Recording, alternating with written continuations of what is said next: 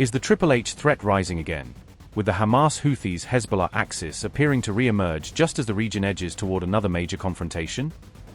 Is Iran's proxy trifecta reawakening, and could Hamas's long-range R-160 rockets toward Haifa be poised for a full revival? Hamas accuses Israel of betrayal over ceasefire violations and sends Tehran a blow-by-blow dossier of alleged attacks in Gaza.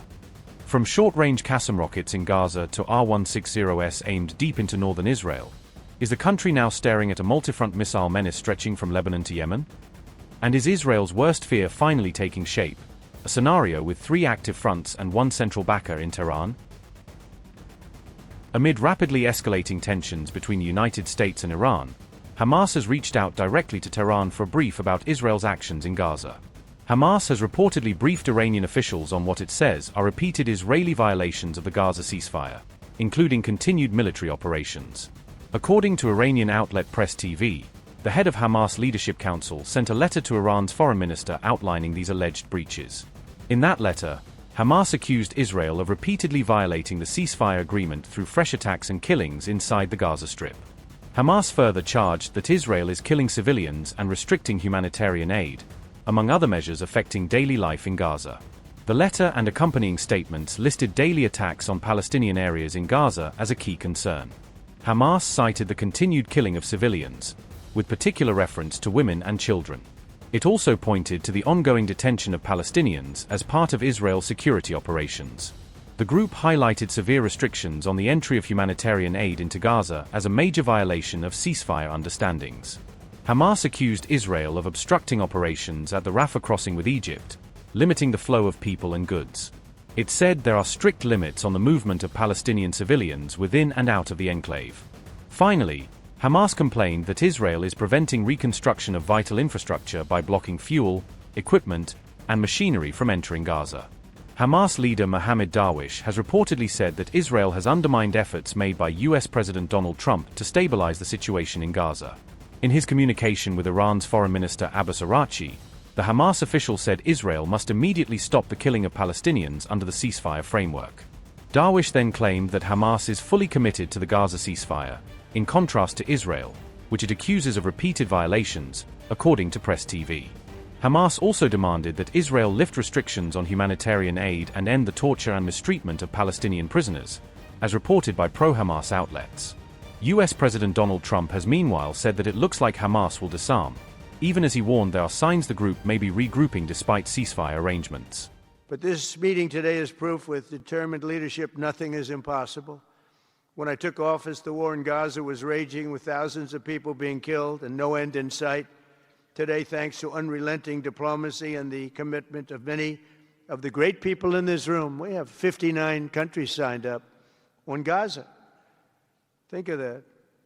We have, it's amazing. But all the people, many, really so many in this room, the war in Gaza is over. It's over. There are little flames.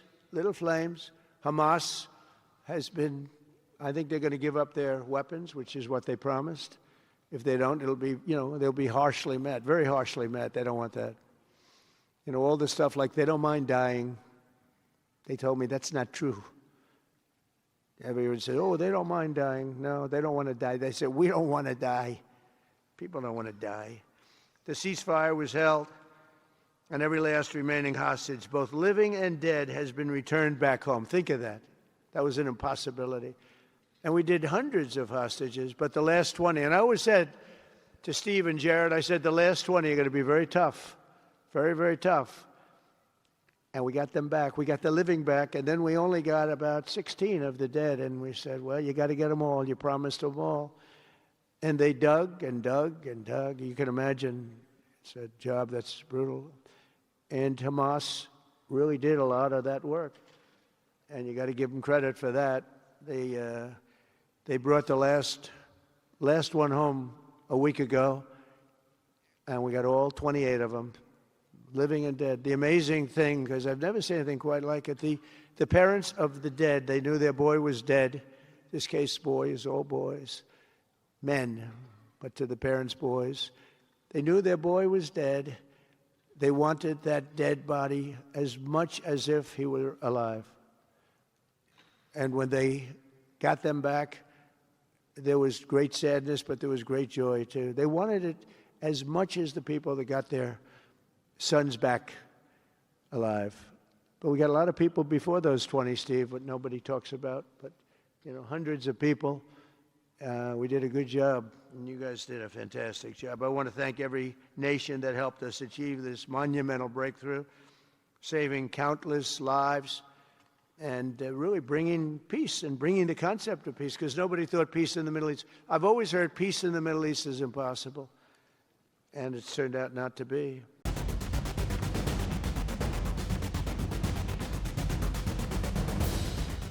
On February 15th, Houthi media channels released footage showing their air defense systems deployed and operating in Yemeni airspace.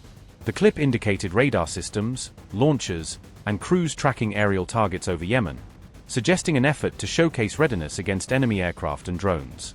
Additional shots of missile launches and tracer fire suggested either live-fire drills or claimed intercepts against hostile jets and unmanned systems.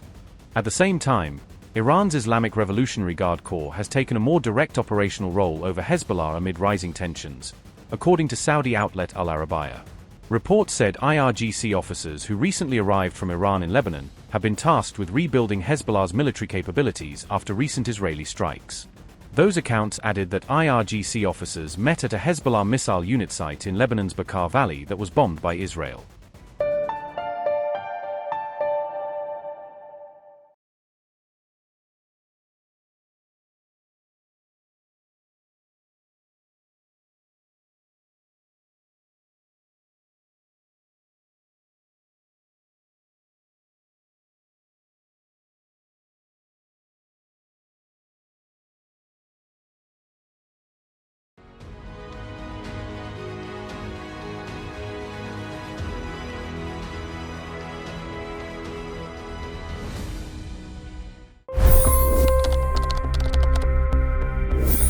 $25 crore गरीब गरीबी को परास्त करके बाहर निकले। For the good of our nation, let's work together and let's truly make America great again.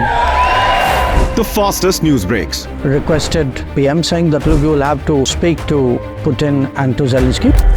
The biggest newsmakers. The relationship with India is probably the most important bilateral relationship the U.S. will have for the rest of this century. The capital delivered quite an election result today. Expert analysis. The million-dollar question today is how to stop this dance of death. Ground reports. I'm standing at the crossroad of the Kumbh Mela. Behind me are more than 100 entry guards. Long-form interviews. Exclusionary politics is reflected in Manipur case as well. You don't bother because this is a small state. Deep dive into burning issues. It's often said DRC could be the richest country in the whole world. It's because of what sits underneath. Why exactly did the US topple the Sheikh Hasina government? HD videos. We don't just break news, we break it down.